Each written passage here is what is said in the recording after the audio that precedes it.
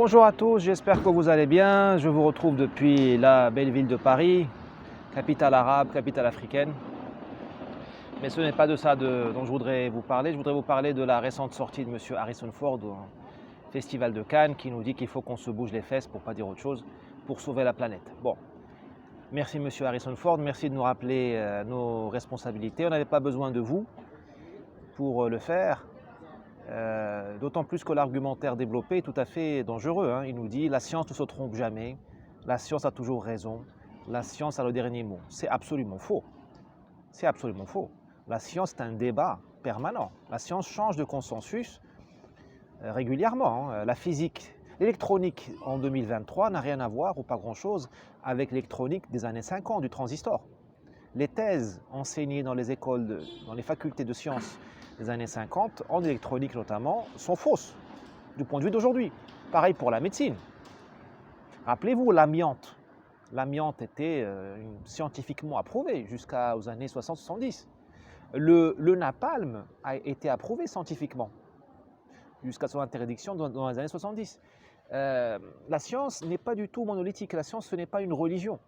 Or, malheureusement, pour les gens comme Harrison Ford, qui sont des catholiques ou des protestants déclassés, on va dire, ou qui s'ignorent plutôt, ils confondent la science avec la religion.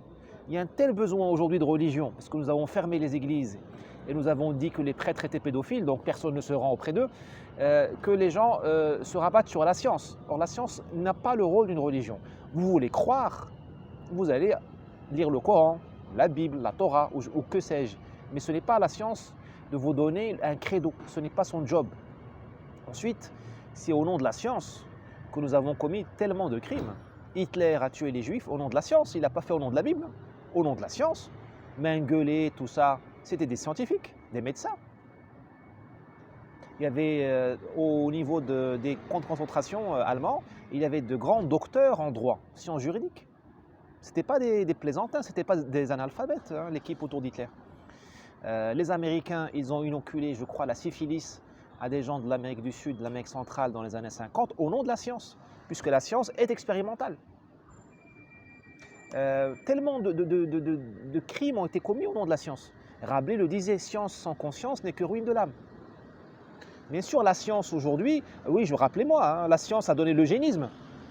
L'eugénisme était une théorie scientifique. Le racisme que nous dénonçons aujourd'hui était une doctrine scientifique, légitime dans les années 1880, 1900, 1920.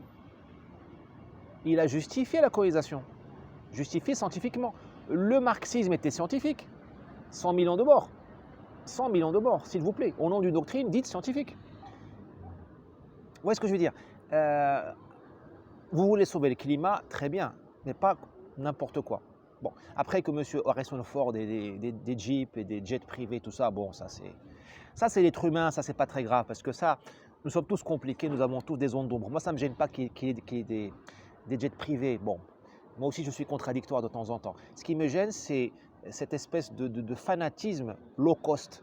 Vous voulez vraiment des fanatiques, faites-le comme le font les musulmans, certains musulmans, comme il faut, au nom du Coran.